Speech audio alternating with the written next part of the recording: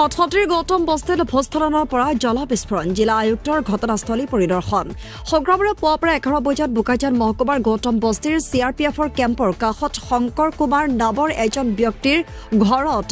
boring কৰোতে কালি বিয়লি প্ৰায় 5 বজাৰ পৰা অহৰহ পানী নিৰ্গমন হোৱাত ঘটনাস্থলী পৰিদৰ্শন কৰে জিলা আয়ুক্ত নিৰলা ফাংচপিয়ে উক্ত জল বিস্ফোৰণৰ কাণ্ড স্থানীয় লোকে প্ৰাকৃতিক গেছ বুলি আশংকা কৰি সমগ্ৰ অঞ্চলজুৰি তীব্ৰ চাঞ্চল্যৰ সৃষ্টি কৰে বোকাজান মহকুমাধিপতি আৰু কাৰ্বি আংলং জিলা আয়ুক্ত এই সন্দৰ্ভত অৱগত হৈ শিৱসাগৰৰ পৰা ONGCৰ কাৰিকৰী বিষয়ক সমগ্ৰ বিষয়টো অনুসন্ধান কৰাৰ বাবে আজি ঘটনাস্থলীলৈ মাতি আনে কাৰ্বি আংলং জিলা আয়ুক্ত নিৰলা ফাংচপি জিলা আৰক্ষী অধীক্ষক সঞ্জীৱ কুমাৰ শইকীয়া বোকাজান মহকুমাধিপতি আজি ঘটনাস্থলীত উপস্থিত হৈ পৰিস্থিতিৰ বুজ লয় জিলা আয়ুক্তই সংবাদ মাধ্যমক জানিবলৈ দিয়া মতে ONGCৰ কাৰিকৰী বিশেষজ্ঞসকলে এই ঘটনা কোনো প্ৰাকৃতিক গেছৰ কাৰণে হোৱা নাই বুলি জানিবলৈ দিয়ে তথাপিও জিলা প্ৰশাসন আৰু বোকাজান মহকুমা প্ৰশাসনে বিষয়টো গুৰুত্ব সহকাৰে লৈ এলেকাটো 200 মিটাৰলৈ কোনো ধৰণৰ কাম কাজৰ ক্ষেত্ৰত নিষেধাজ্ঞা জাৰি কৰি বিষয়টো অধিক তদন্তৰ বাবে অসম চৰকাৰলৈ প্ৰতিবেদন প্ৰেৰণ কৰা বুলি জানিবলৈ দিয়ে মেম যোৱাকালি হোৱা ঘটনাৰ ওপৰত আপুনি এতিয়া যোনটো মানে খবৰ ললিয়া মানে বস্তুটো কি হয় ঘটনাটো যোৱাকালি 5টা বজাৰ পৰা আৰম্ভ হৈছে বুলি আমাৰ SDO চিভিল বোকাজান তেখেতে মোক জনালে ৰাতি আমি খবৰ পোৱাৰ লগে লগে আমাৰ যিখিনি আমাৰ যোৰহাটৰ পৰা যিখিনি আমাৰ ONGCৰ অফিচাৰসকল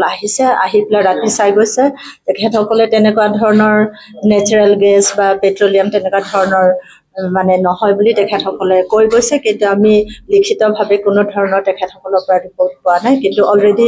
SDO চিভিল বোকাজানক মই কৈছো যে আপুনি ৰিপৰ্টখিনি কালেক্ট কৰি ল'ব যে কোনো ধৰণৰ নেচাৰেল গেছ বা পেট্ৰলিয়াম তেনেকুৱা নহয় বুলি তেনেকুৱা ধৰণৰ ৰিপৰ্ট লিখিতভাৱে তেখেতক ল'বলৈ দিছো আৰু ইয়াত আহি পেলাই দেখিছো যোৱাকালি যি ধৰণে হৈছে এতিয়া অলৰেডি সাবসাইড হৈছে আৰু যি ধৰণে ইৰাপচন হৈছে আমি ভাবিছিলো যে বহুত ক্ষয়ক্ষতি হ'ব বুলি তেনেকাও ভাবিছো এতিয়া আপোনালোকৰ তৎপৰতাত যি ধৰণে আমাক জনাইছে আমাৰ অল অফিচাৰ স্পেশালি আমাৰ পুলিচ প্ৰশাসন আৰু লগতে আমাৰ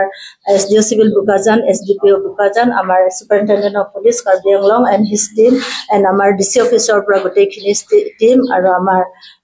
SDO অফিচৰ পৰা যিমানখিনি টিম আৰু অফিচাৰ্ছ ফ্ৰম ONGC যোৰহাট তেখেতসকলে ইতিমধ্যে কালি এটা টিম আহি গ'ল আৰু আজিও তেখেতসকলে উপস্থিত অলপ পিছত তেখেতসকলে চেম্পলখিনি কালেকশ্যন কৰি লৈ যাব আৰু গোটেইখিনি আমি ফাইনেল ৰিপৰ্ট পোৱালৈকে আমি সকলোৱে অপেক্ষা কৰিব লাগিব আৰু লগতে তেখেতসকলে চেম্পলখিনি লৈ পেলাই অলপ সময় লাগিব বুলি কৈছে তেখেতসকলে গোটেইখিনি এনালিচিছ ৰিপৰ্ট আমাক দিব তাৰপিছত আমি গভৰ্ণমেণ্ট অফ আছামলৈ আমি ইতিমধ্যে প্ৰিলিমিনাৰী ৰিপৰ্ট মই পঠিয়াম আজিয়ে পঠিয়াম এই পঠিয়াৰ পিছত তেখেতসকলৰ পাৰ্মিশ্যন চেক কৰি পেলাই তেনেকুৱা ধৰণৰ ঘটনা ভৱিষ্যতে এই গোটেই এলেকাখিনিত ছাৰ্ভে কৰাৰ কাৰণে গভৰ্ণমেণ্ট অফ আছামলৈ আমি লিখিম তেখেতসকলক জনাম তেখেতসকলৰ পৰা নিৰ্দেশ পোৱাৰ পিছত যিখিনি বিহিত ব্যৱস্থা গ্ৰহণ কৰিব লাগে সেইখিনি কৰা হ'ব আৰু ইতিমধ্যে আমাৰ সুপাৰিনটেণ্ডেণ্ট অফ পুলিচ আৰু আমাৰ SDO চিভিল বোকাজানৰ লগত আমি লগতে আমাৰ SDPO বোকাজানৰ লগত আমি আলোচনা কৰি পেলাই ইতিমধ্যে আমি ডিচিশ্যন লৈছো যে এই গোটেইখিনি এলেকাত around 200 ৰেডিয়াছৰ ভিতৰত কোনো ধৰণৰ এক্টিভিটি চলিব নোৱাৰিব আৰু তেখেতক নিৰ্দেশ দিয়া হৈছে যে মিটিং এখন আমাৰ নাগৰিকৰ লগত কথা পাতিব লাগে মিটিং এখন কৰি পেলাই তেনেকুৱা ধৰণৰ যদি ঘটনা ক'ৰবাত যদি আকৌ আবিৰ্ভাৱ হয় সেইখিনি অতি সোনকালে আমাক জনাব লাগে যাতে যেন দেৰিকে আমি খবৰকেইটা পালে আমাৰ একশ্যনো অলপ দেৰি হৈ যায় সেইকাৰণে আপোনালোকৰ কোঅপাৰেশ্যন আপোনালোকৰ মাধ্যমৰ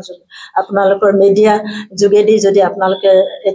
বিগত দিনতো আপোনালোকে বহুত আমাক সহায় কৰিছে অহা দিনতো তেনেকুৱা ধৰণৰ সহায় পাম বুলি আপোনালোকক অনুৰোধ জনাইছো আৰু আপোনালোকে যি ধৰণে উঠি আহি পেলাই আমাক সজাগ কৰা নিচিনাই হৈছে সেইকাৰণে ধন্যবাদ জ্ঞাপন কৰিছো on behalf of district administration